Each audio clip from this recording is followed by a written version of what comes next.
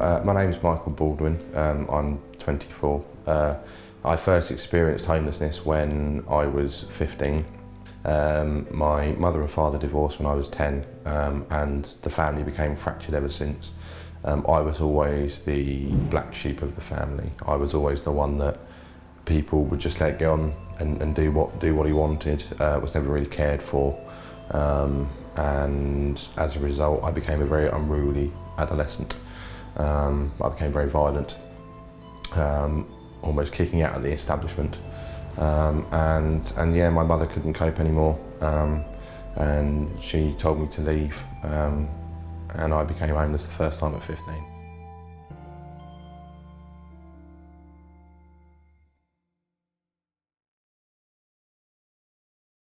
I was actually living in a tent, which was already dilapidated anyway, and was previously used by drug addicts, specifically heroin. When I got to the tent that one of the homeless people that I'd met while being homeless had told me about, it was full of used heroin needles and a lot of bloody clothing. It was the middle of winter and the temperature was already quite cold, probably going down to about -3 or 4 in the evenings. I didn't have any sleeping support, no sleeping bag or anything, so it was just a tent that was very damaged as my only source of shelter. The council was my first port of call. Unfortunately, as I said, due to my age bracket of being 22, there were no services that they made me aware of that were eligible to help me. The lack of information regarding places like the YMCA and other housing organisations meant that I really didn't know that there was any help. I thought that if the council couldn't help, then nobody could. The centre is essentially a help, advice and counselling centre to offer all kinds of services to the community, any members of the community, focusing primarily on Langley and Shinewater, but actually serving the whole of Eastbourne. And the services we offer are primarily about debt and money advice, and then we would find that benefit advice, including help with filling in benefit forms, takes up a lot of our work. Along with that, there will be housing issues, employment issues, community issues. So we might help people write a letter of complaint maybe, and consumer issues.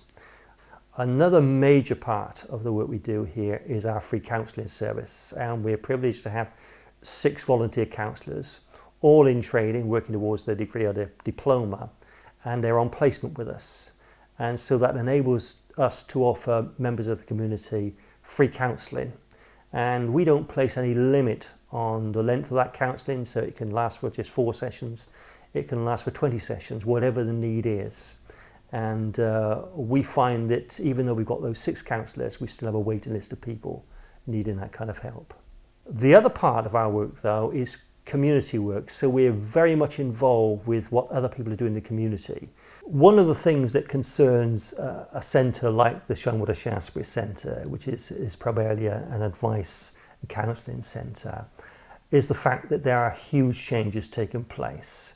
The economic climate is making life difficult for probably the majority of people in the country, not just in the town. Besides that, the very substantial welfare changes that are being brought in. And we're very conscious that lots and lots of people are already struggling and will probably struggle even more because of these changes. What we've discovered as we've looked at Eastbourne as a whole, and in particular perhaps for us, Shinewater and Langley, is that as there is a tremendous amount that's been done. There are so many agencies at work offering a whole range of services to the community. The problem was that not only don't the community know what's going on, actually one agency doesn't know what another agency is doing. And so we've understood that there needs to be really good communication. And so we have begun to come together more often, at least locally, meet one another, talk to one another, and discuss what actually needs to be done, perhaps what we see need to be done, and how we can support one another in meeting the various needs of the community. But communication, even between agencies, is absolutely crucial. When I was street homeless, I was sleeping in a doorway down on Mark Lane. That was the best sheltered place I could find at the time. I wasn't what people perceive to be a typical homeless person. I didn't beg on the street, and I didn't have an animal, so I was the unknown homeless person. I would usually go and raid bins for food. I would have to carry around everything that I had on me. Unfortunately, with the only change of clothes that I had to wear almost 24/7. I'm Peter Thorley. I run the Matthew 25 mission in Eastbourne. Matthew 25 is based upon a verse in Matthew 25 that is quite a recognisable verse. It's the verse that turns around and says, "When I was hungry, you fed me. When I was thirsty, you gave me a drink. When I was naked, you clothed me. When I was a stranger, you welcomed me in. When I was in hospital, you cared for me. When I was in prison, you visited me." So we run a nutrition programme which is healthy body, healthy mind. We do breakfast every morning. So Monday, Wednesday, Friday I do a cooked breakfast. And it's healthy eating. So it's brown toast, grilled bacon, grilled sausage, baked beans, scrambled eggs. So it's a good nutritious start to the day. So people coming in off the streets can warm up straight away, get into that social side of things, and then move forward and go to their appointments and be productive within their appointments, as opposed to going there aggressive, cold and hungry. Tuesdays and Thursdays I do a breakfast buffet.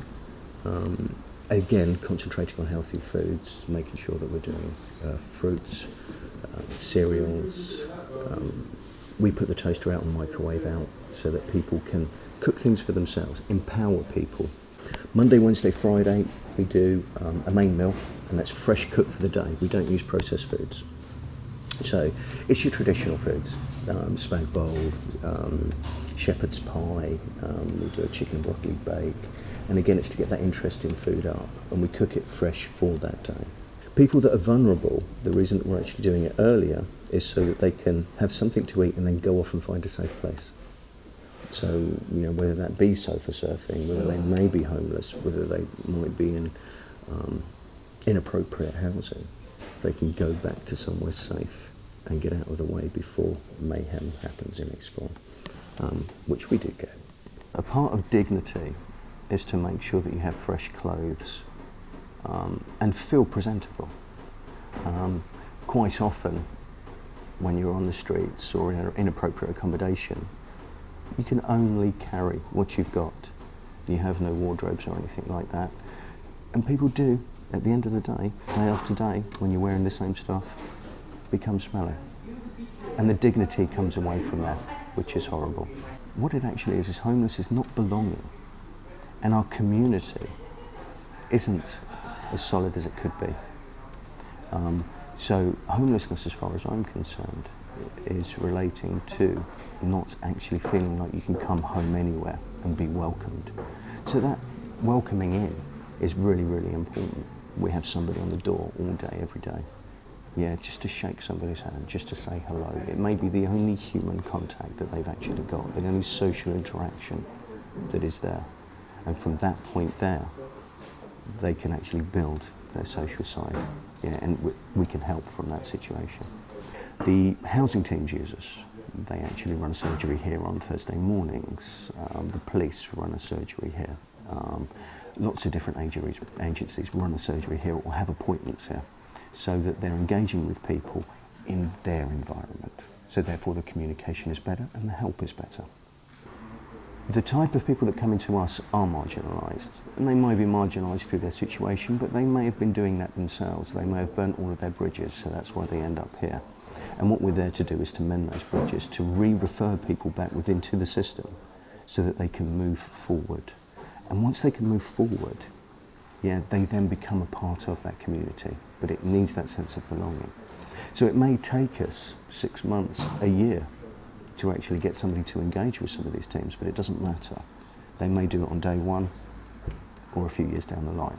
We're going to be patient, we're going to be waiting, and when people are ready, we will help them move on from there. And if we can get referred to the professional agencies, because we're just the platform, yeah, with which other agencies can work from, then great. The tent was used by heroin addicts. There were used needles and a lot of bloody clothing, which was very unsafe.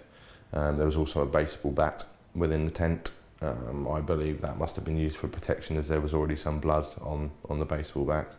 There wasn't any bedding like sleeping bags or mattresses in there, so all I had was a sheet on quite cold and hard floor anyway, and more than once the tent collapsed on when it started raining, which I then couldn't put up because it was so early in the morning. I couldn't see, I had no light, and yeah, that was a pretty miserable time. I used to stay, especially over the weekends when there were no services available at all. I would end up staying in there almost all of the time, just trying to bide my time until I could go to sleep. I didn't have any reading material or things to do, so I would literally just sit there and listen to the cars go by nearby the dual carriageway. It was a very dark time for me. A lot of thoughts go through your head when you do have nothing. You think of things that you may not think of in normal day-to-day life. You know, if you had a job and a family, the thoughts of suicide kept creeping ever closer. I started to self-harm. I had already done previously when I was younger, due to my family breakup, but I'd stopped for a while, but that then continued to the point where I would use that as a defence mechanism to get into hospital, to have an overnight stay in a bed, and have food, really. I know I'm quite ashamed to say that, but you don't have any other choice. Hello, I'm David, and I am the project coordinator for Eastbourne Winter Night Shelter. Well, the Winter Night Shelter was established to provide a place of warmth and safety during the coldest winter months of the year. Last year, that was the first season that we operated, and it's a rolling shelter that operates around 7 different churches in the town centre of Eastbourne each night of the week. Well, we get a cross-section of the whole of society. We get people who are just ordinary guys, men and women, and each one has a different story, but they're just regular people like you and I. The shelter for them is a lifeline at a time when they're often in serious crisis in their lives, struggling with all sorts of issues that life sometimes throws up. So for them to have a shelter means everything to them. It's quite a variety of activity during any particular evening. We have a registration system so that guests come in between 7 and 8 o'clock in the evening just to be registered and claim their place that particular night. And then we provide food and drink, warm drinks, soup and sandwiches. We don't do a hot meal. We decided not to do that because we're only just still at the early stages of the shelter. We've only done it for 2 years so far. They can just play games with each other, interact with the volunteers, read a newspaper, or quite often they just want to crash out and go to sleep or get some rest because they're often quite weary when they come in. I think the need for providing spaces for vulnerable and homeless people will only increase, largely because of the downturn in the economy and just the way that people move about more these days. But what I've also come to realise through my involvement with the Winter Night Shelter is that when people move on, they often at a little bit of a loss as to know how to pick up their lives again. I think if we had a central place of communication, just like a platform of listing all of the various agencies, that would be very helpful. Maybe that could be provided by the council, for instance, because there doesn't seem to be an awful lot of joined up communications, and particularly at the weekends, people come across our path and they just don't know where to go. So I think there is work to be done in that area, and we could improve communications with a centralisation, I think. Any young person that is over the age of 18 really should be, in their words, should be able to fend for themselves, and it really isn't the case, and there aren't the services made aware of by young people. So if they got kicked out of their home, for example, after the age of 18, I don't know any one person that would be able to go, okay, I can go here or I can go here to get some help. And yeah, so the access to these services is near on impossible if you don't know or don't have somebody that has connections with them. I'm Howard Wardle and I'm the Eastbourne Foodbank project manager. Foodbank is a place where people who are in trouble, vulnerable people, come with a voucher which has been given by one of our 109 distributors, and we exchange it for 3 days emergency food. Well, we've got about 70 volunteers, I suppose, on the books, people who are from a whole different area of life. We've got a retired doctor, a retired surgeon, mums that just come in and give us a couple of hours, people that are unemployed, people that have been service users come and get involved as well. And we collect food from supermarkets. Customers donate food into the supermarket collection bins. We collect it back here, we sort it, we weigh it, we get it all put into parcels of food, and then it's distributed out when people bring a voucher in. But they have to bring a voucher, we don't just give it to people as they turn up on the door. Foodbank is growingly needed in Eastbourne because more and more people are getting affected by benefit cuts, benefit delays, low income, hours being cut, all that sort of issue. And people are finding it hard to be able to buy food, and they decide, do they buy food or do we pay a bill? Do we pay the rent? Do the children eat today? All those sort of things. So 3 days food is important. It's not enough for a lot of people, and so we have to help people longer than that.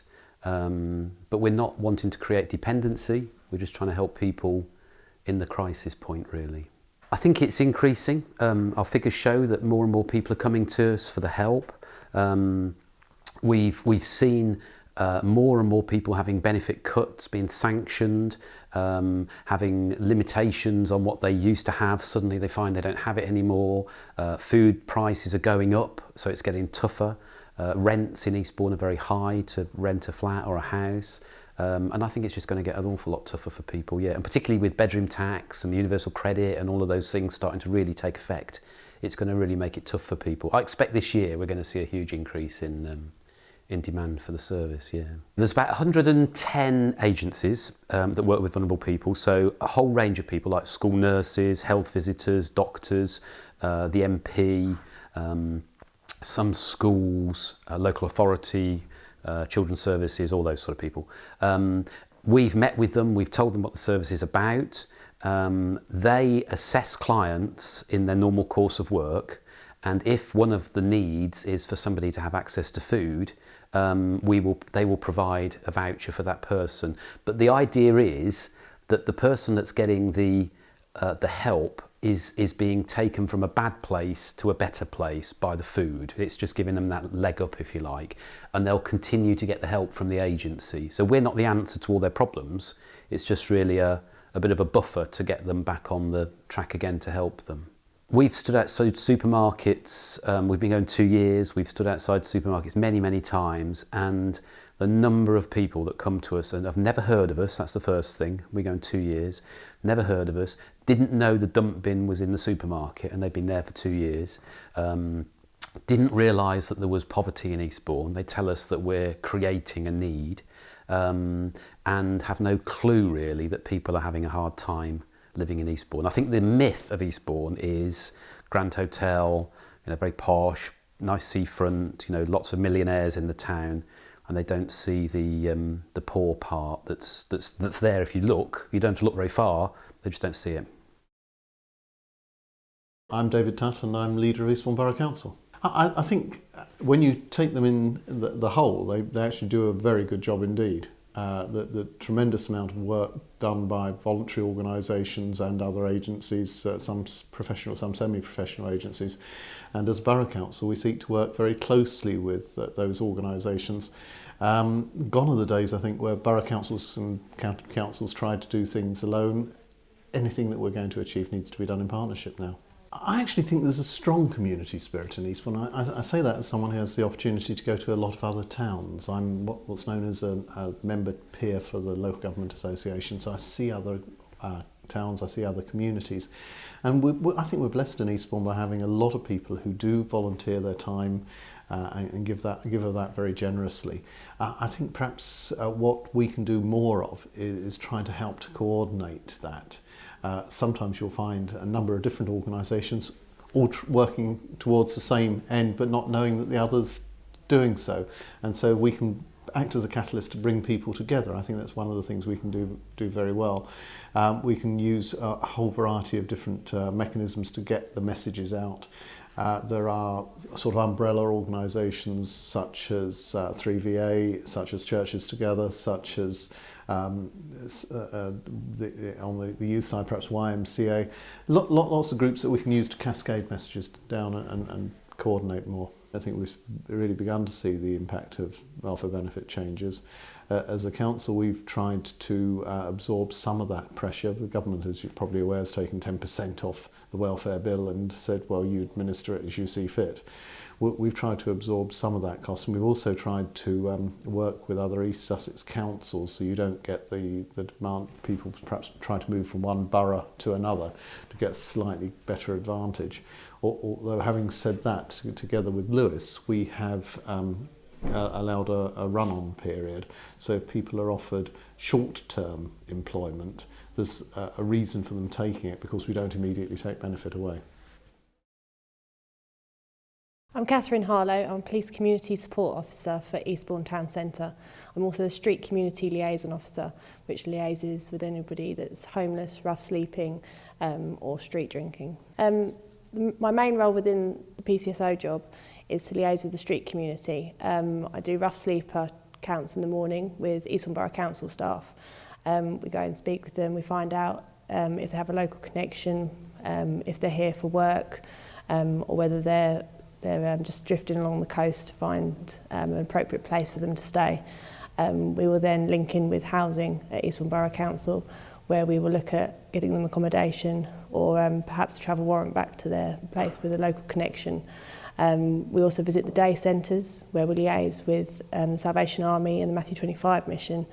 And if they've got people that maybe someone that's got domestic violence background where they're in need of moving on or leaving the relationship, families that have come into turmoil or in need of extra food, we work with the Foodbank to get food vouchers to them and work with social services to make sure that they have got everything that they require.